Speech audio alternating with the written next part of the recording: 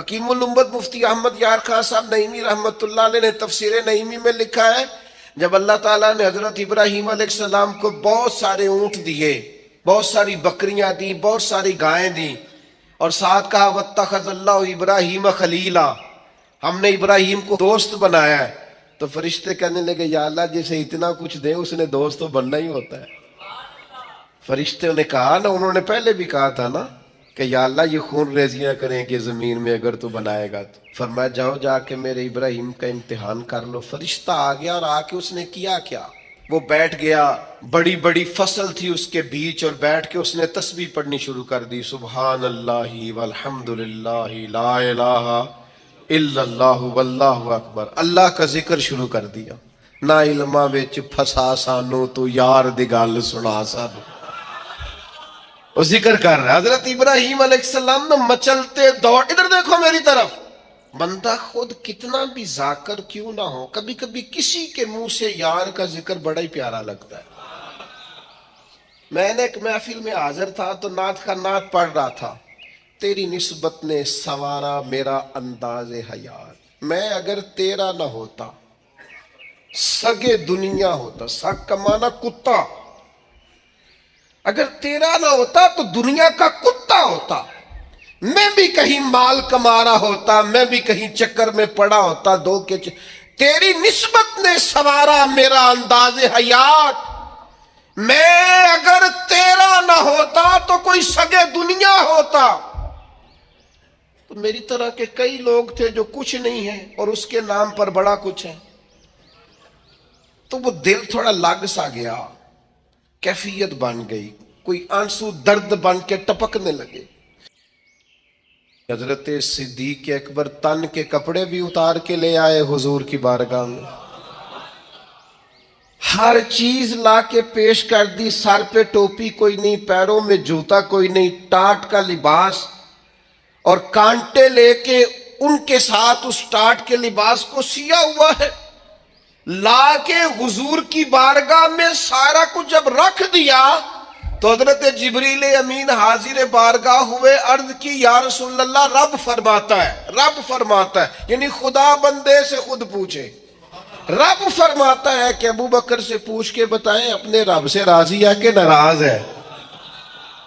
یہ اللہ تو جانتا ہے، لیکن یہ لوگوں کو بتانا ہے کہ بندہ مومن کی، اس امت کے پہلے درویش کی شان کس طرح کی ہے۔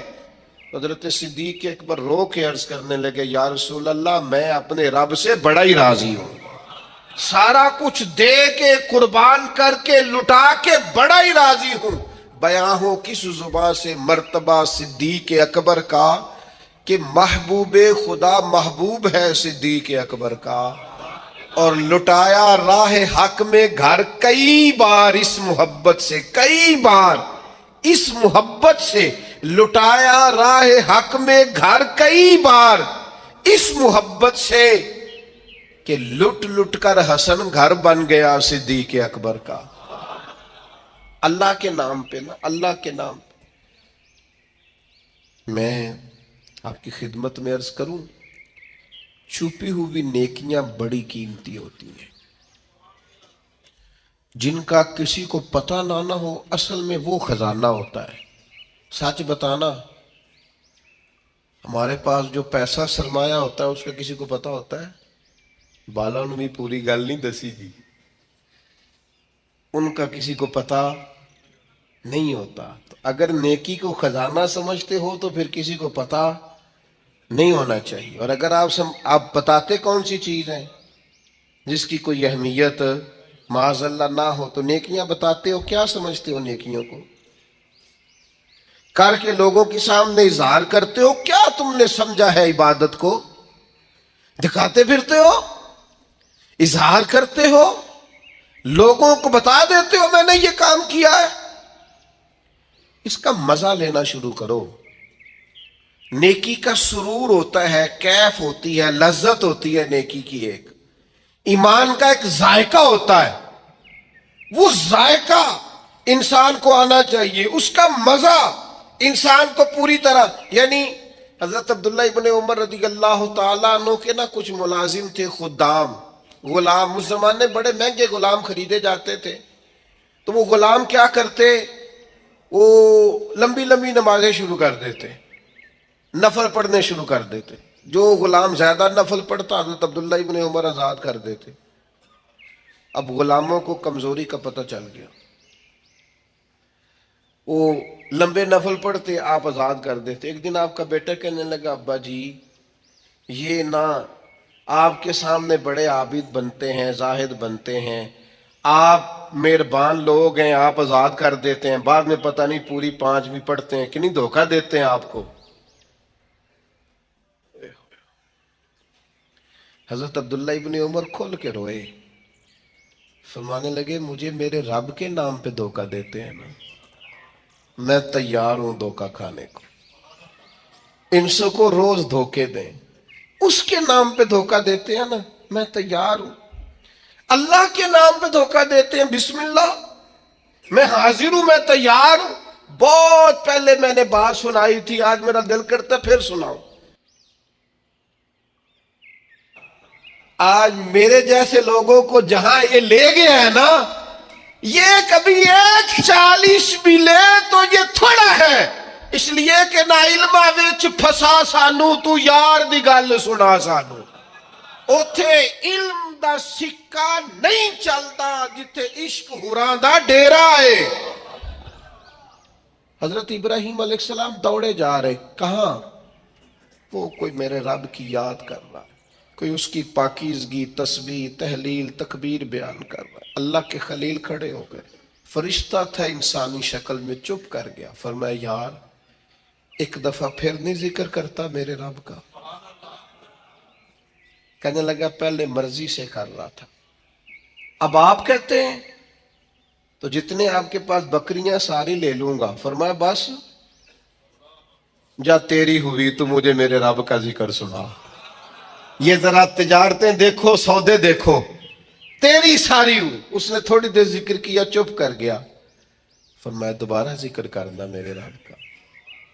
کہنے لگا وہ ہو گیا، پہلے پیسے پورے ہو گئے آپ کے۔ فرمایا اب؟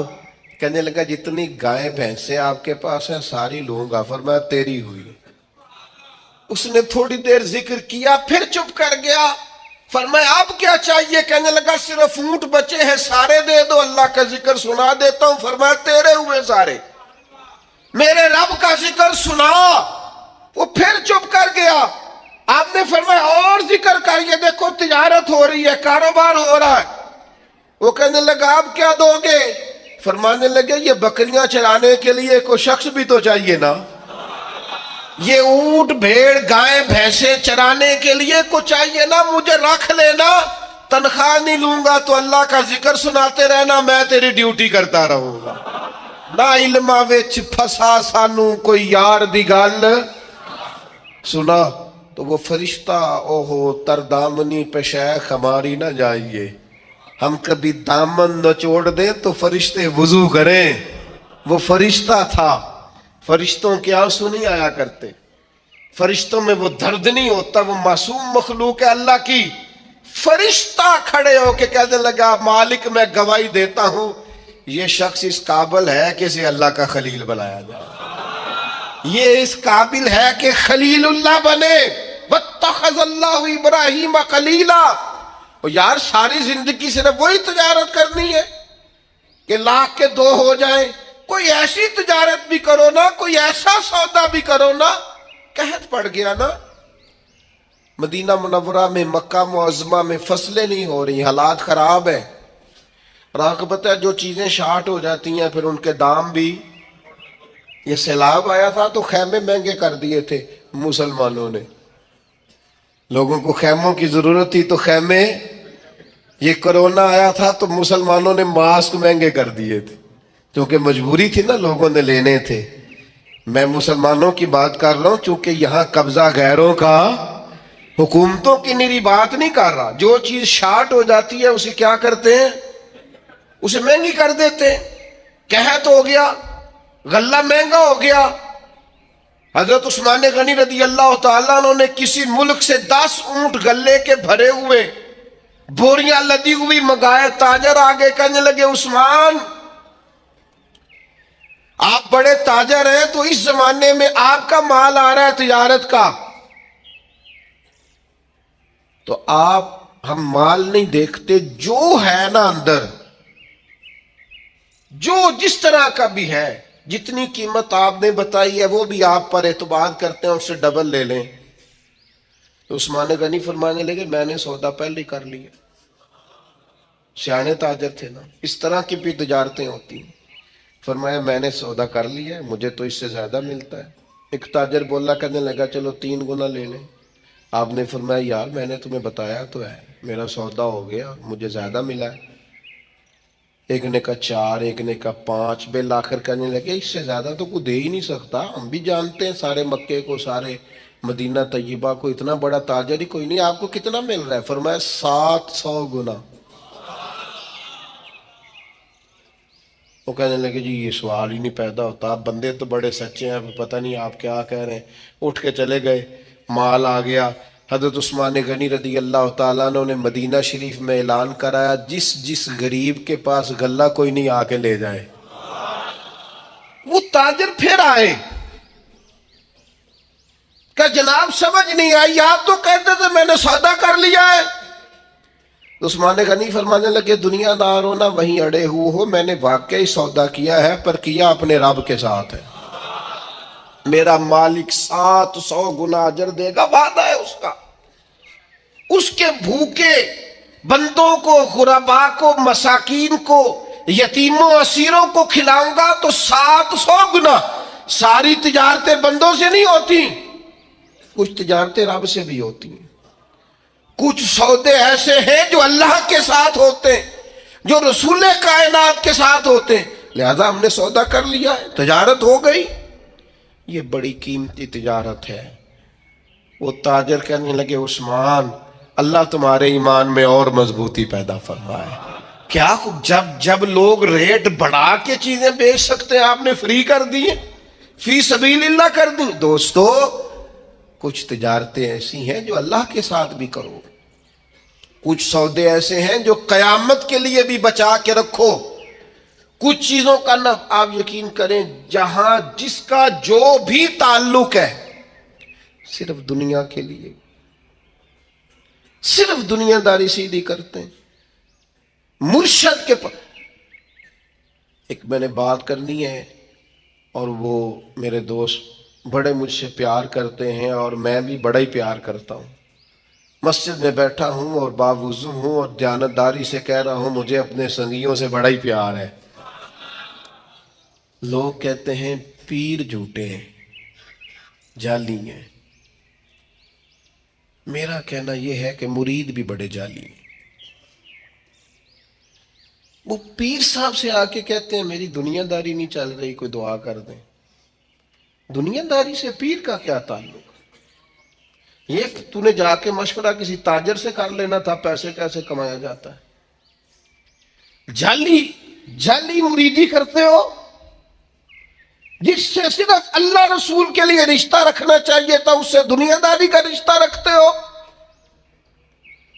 اس سے وہ والا تعلق بناتے ہو جس سے تھوڑی دنیا چمکے، لوگوں کو پتہ چلے میرا تعلق ہے، میرا رابطہ ہے۔ حضرت سلطان باؤ رحمت اللہ علیہ رو کے کہنے لگے، کسی نے کہا تھا حضور بڑے مرید ہیں آپ کے، تو حضرت سلطان باؤ رو پڑے، فرمانے لگے رب دا طالب کوئی نہیں ملیا، اے جو ملیا طالب زردہ ہوں، یہ دنیا کے طالب ملے، دنیا کے۔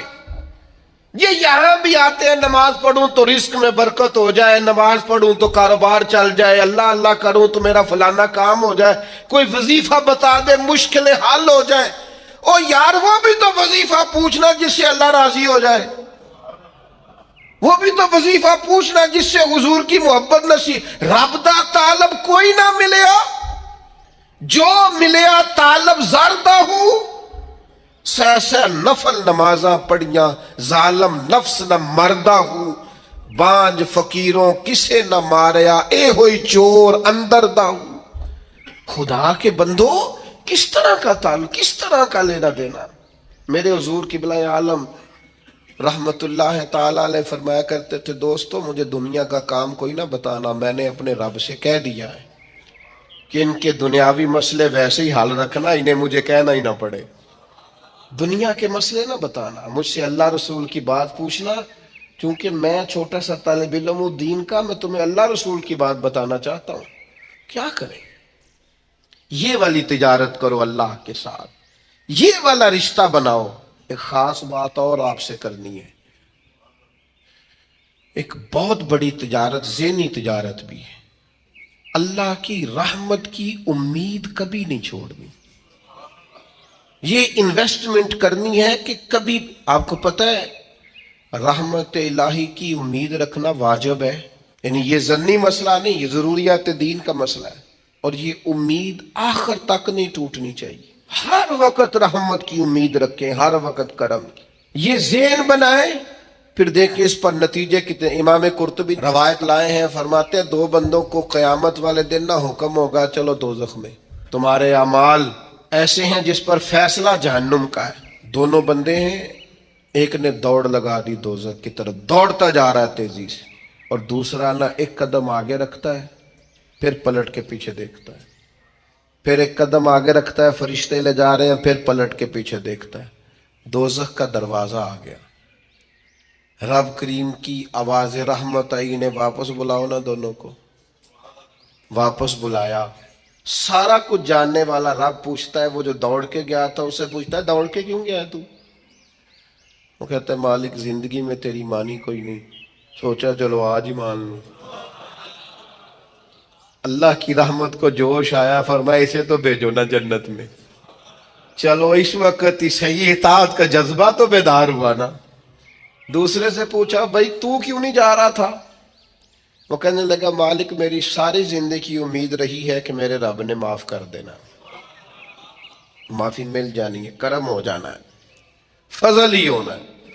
یہ جو لوگ کہتے ہیں نا جی اوہو قدم آگے رکھتا ہوں میرا پیچھے جاتا ہے، تو بھئی اللہ کا فیصلہ اگر پیچھے جانا ہے تو اس پہ خوش ہو جا، تو خدا کی رحمت پر امید تو کر، جو اللہ فیصلہ کرے گا کرم والا ہوگا۔ وہ عرض کرنے لگا مالک فرشتے مجھے لے جاتے تھے پر میرے اندر سے آواز آتی تھی رب کریم ہے، آواز کرم آ جائے گی۔ مالک دوزخ کا دروازہ آ گیا پر میری امید ٹوٹی نہیں، میری قائم رہی، اور جب تیری آواز رحمت آئی نہ کہ آ جا، تو پھر میرے اندر سے وہ عقیدہ اور تگڑا ہوا، دیکھا نا بلا لیا نا تیرے رب نے، آ گئی نا رحمت کی آواز، بلا لیا نا۔ تو اللہ کریم نے فرمایا فرشتو اس کے سارے گناہوں پر قلم پھیر دو، جو میری رحمت کی اتنی امید رکھے اسے دوزخ میں نہیں جنت میں داخل کیا جاتا ہے۔ یہ والا سودا ضرور کریں، ذہنی طور پر تھکاوٹ کا شکار نہ ہو، کمزور نہ پڑیں، طاقتور ہوں، طاقتور۔ اور قرآن مجید کی آیات بڑی دلاویز ہیں جو انسان کی روح کو اپنی طرف کھینچتی ہیں۔ یا ایہا الذین آمنوا هل ادلکم علی تجارۃ تنجیکم من عذاب علیم، اے ایمان والو کیا میں تمہیں ایک ایسی تجارت نہ بتاؤں جو تمہیں دردناک عذاب سے بچا لے۔ انداز دیکھیے کیسا انوکھا ہے اور ترتیب کیسی زبردست ہے۔ کیا ایک ایسی تجارت نہ بتا دوں جو تمہیں عذاب علیم سے محفوظ رکھے؟ قربان جائیں اس انداز تکلم کے اور فدا ہو جائیں رب کریم کے اس انداز کریمانہ پر، اس انداز رحمت پر۔ تمہیں وہ تجارت نہ بتائیں جو تمہیں دردناک عذاب سے بچا لے؟ تو وہ تجارت کیا ہے؟ فرمایا تؤمنون باللہ ورسولہ، اللہ اور اس کے رسول پر ایمان لاؤ۔ یہ تم نے انویسٹمنٹ کرنی ہے، یہ تم نے تجارت کے اندر اپنے آپ کو لگانا ہے۔ پہلا کام یہ کرنا ہے کہ اللہ اور اس کے رسول پر ایمان لاؤ۔ وَتُجَاهِدُونَ فِي سَبِيلِ اللَّهِ بِأَمْوَالِكُمْ وَأَنفُسِكُمْ، اور اللہ کے رستے میں جہاد کرو اپنے مالوں کے ساتھ بھی اور اپنی جانوں کے ساتھ بھی۔ یہ چیزیں تم نے اس تجارت کے اندر لگانی ہیں. اور رب کہتا ہے پہلا سبق تمہیں یہ بتاتے ہیں کہ اگر تم یہ تجارت کرو گے نا کہ اللہ رسول پر ایمان لاؤ گے، مال اور جان سے اس کے رستے میں جہاد کرو گے، تو ذالکم خیر لکم، یہ تمہارے لیے بہت بہتر ہے. ان کنتم تعلمون، اگر تم اسے جان لو، اگر سمجھ لو، اس کا علم پالو، اگر تمہیں اس سے آگہی حاصل ہو جائے کہ یہ کتنی بڑی تجارت ہے، تو ذالکم خیر لکم، یہ تمہارے لیے بہت بہتر چیز ہے. یہ کون فرما رہا ہے؟ کائنات کا رب فرما رہا ہے. تمہیں وہ تجارت بتاتے ہیں، تمہیں وہ سوداگری بتاتے ہیں، تمہیں وہ کاروبار بتاتے ہیں، وہ بزنس بتاتے ہیں. یہ تمہارے لیے بڑا بہتر ہے اگر تم حاصل. یا اللہ، پھر یہ کاروبار کرنے سے ملے گا کیا؟ آپ یقین کریں، لوگوں کو اچھے شعر پر بھی وجد ہوتا ہے، لوگوں کو خوشخبری پر بھی وجد ہوتا ہے. صوفیاء کہتے ہیں ان لفظوں پر، قرآن کی ان آیات پر ہمیں وجد ہوتا ہے. طبیعت، روح، مزاج، ذہن وہ جھومنے لگتا ہے. کریم فرمانے لگے اگر تم یہ کرو گے تو تمہیں ملے گا کیا؟ یغفر لکم ذنوبکم، اللہ تمہارے سارے گناہ معاف فرما دے گا. یغفر لکم ذنوبکم، اللہ تمہارے گناہوں کو صرف معافی ملے گی. ایک ہوتا ہے معافی بھی ملنا اور پھر پیار بھی ملنا. یا اللہ صرف معافی ملے گی؟ فرمایا اللہ تمہارے گناہ بخش دے گا. وَيُدْخِلْكُمْ جَنَّاتٍ تَجْرِي مِن تَحْتِهَا الْأَنْهَارُ، اور اللہ تمہیں اس جنت میں داخل کرے گا جس کے نیچے نہریں بہہ رہی ہیں. اس جنت میں مالک ایک تو یہ کہ معاف کر دے گا، اور دوسرا یہ کہ وہ جنت دے گا جس کے نیچے نہریں بہ رہی ہیں. وَمَسَاكِنَ طَيِّبَةً فِي جَنَّاتِ عَدْنٍ، اور پاکیزہ محلوں میں تمہیں رکھے گا جو بسنے والے باغ ہیں. ایسی جنتیں جو آباد ہیں، ان جنتوں میں اللہ تمہیں داخل کرے گا. قربان جائے، نتیجے کا بھی اعلان فرماتا ہے کریم رب. اس تجارت کے بارے میں اپنے بندوں کو یہ رہنمائی دیتا ہے. فرمایا ذالک الفوز العظیم، فرمایا یاد رکھنا یہ بہت بڑی کامیابی ہے. یعنی رب اگر تمہیں بخش دے، اگر اللہ تمہیں جنت عطا کرے، اللہ تمہیں بسنے کے مکانات اور محل عطا کرے، تو دینے والا دے کے کہتا ہے ذالک الفوز العظیم، یہ بڑی کامیابی ہے، یہ بہت بڑی. اگلی بات کروں آپ سے، آپ میرے اپنے ہیں نا، تو تھوڑی سی نفسیات میں جانتا ہوں لوگوں کی. بندے کا بڑا عجیب ذہن ہے کہ وہ کہتا ہے صرف جنت ہی ملے گی. یہ جو دنیا کے 60 سال ہیں، یہ بیماری ہے انسانی اور نفسیاتی، کہ تھوڑے بہت محل اسے دنیا میں بھی چاہیے. صرف جنت کے وعدے پر انسانی نفسیات مطمئن ہے. جنت فقط حصول جنت. میں ایسے ایسے روغن خیال لوگوں کی باتیں سنتا اور پڑھتا ہوں جو بیچارے بڑے ہی پریشان ہیں. کہتے ہیں مولوی صرف جنت کا وعدہ کرتا ہے. میں نے کہا نہیں، من عمل صالحا من ذکر او انثى وهو مؤمن فلنحيينه حیاتا طیبا. میرا رب کہتا ہے جو بھی اچھے عمل کرے، چاہے مرد ہو چاہے عورت ہو، شرط یہ ہے کہ مومن ہو. فَلَنُحْيِيَنَّهُ حَيَاتًا طَيِّبًا، ہم اسے پاکیزہ زندگی عطا فرمائیں گے. زندگی بھی سونی ملے گی، شاندار، وزادار، باوقار، شانوں والی، نعمتوں والی، سعادتوں والی، برکتوں والی. شرط یہ ہے کہ مومنوں والی گزارے زندگی. شرط یہ ہے کہ ہو مومن، چاہے مرد ہو چاہے کرے اچھے عمل. زندگی بھی حیات طیبہ، میری حیات نہیں، حیات میرا موضوع نہیں، ورنہ حیات طیبہ کے کچھ اور معنی بھی بیان کرتا. لیکن بس اتنا سمجھ لو جسے رب کہتا ہے نا حیات طیبہ، اس سے زیادہ سونی زندگی ہو کوئی نہیں سکتی، اس سے پاکیزہ وقت گزر سکتا. اچھا، اس آیہ کریمہ میں جنت کا وعدہ کر کے فرمایا وَأُخْرَى تُحِبُّونَهَا، اور فرمایا ایک نعمت تمہیں اللہ اور دے گا جو تمہیں بڑی پیاری ہے، جس کو تم بڑا محبوب رکھتے ہو، ایک دوسری نعمت وہ بھی اللہ تمہیں دے گا۔ وہ کیا ہے؟ نصر من اللہ و فتح قریب۔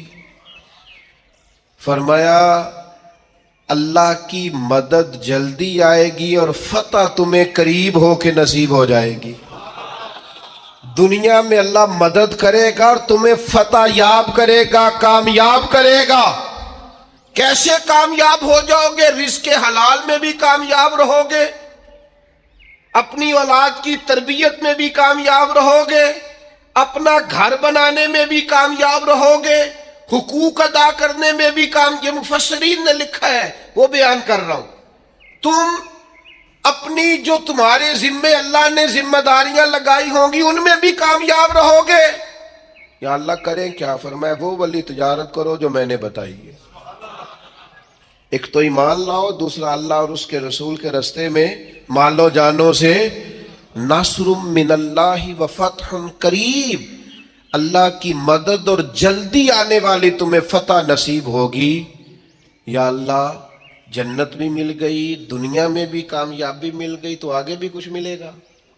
فرمایا وبشر المومنین، اے محبوب مسلمانوں کو خوشخبری سنا دے۔ باقی جو سب سے قیمتی چیز یہاں ملی ہے وہ یہ ملی ہے کہ رب کہتا ہے اپنے نبی کی زبان سے تمہیں خوشخبریاں سناؤں گا، محبوب کی زبان نور سے خوشخبریاں۔ دو ہی کام ہیں زیادہ ضروری کرنے والے، دو باتیں بیان کی۔ ایک تو یا ایھا الذین آمنوا کہہ کے نا، پھر فرمایا کہ تؤمنون باللہ ورسولہ، اللہ اور اس کے رسول پر ایمان لاؤ۔ ایمان والوں سے کہہ دیا ایمان لاؤ، یا ایھا الذین آمنوا کہا شروع میں، اور دوسری آیت میں انہی ایمان والوں سے مطالبہ کر دیا کہ اللہ اور اس کے رسول پر ایمان لاؤ۔ یہی نہیں ہوا، قرآن مجید میں دوسری جگہ پہ بھی ارشاد فرمایا یا ایھا الذین آمنوا، اے ایمان والو، آمنوا باللہ ورسولہ، اللہ اور اس کے رسول پر ایمان لے آؤ۔ اے دعوی ایمان کرنے والو دل سے ایمان لاؤ، اے ایمان کے دعوے داروں ایمانداروں جیسے کام کر کے دکھاؤ، اے ایمان کے نام لینے والوں ایمان دار کہلانے والوں اپنے عمل سے کردار سے ثابت کرو کہ تم صاحب ایمان ہو۔ ایک ہوتا ہے دعوی ایمان،